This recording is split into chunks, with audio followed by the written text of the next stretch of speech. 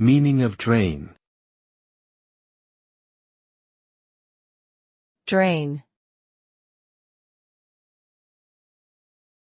Drain. Drain. Drain.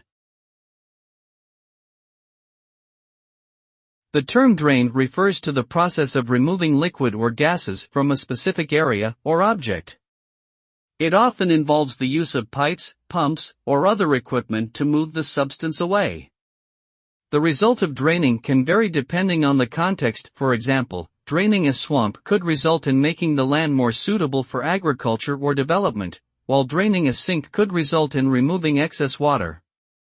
In general, the purpose of draining is to remove unwanted substances or fluids from a particular location or object.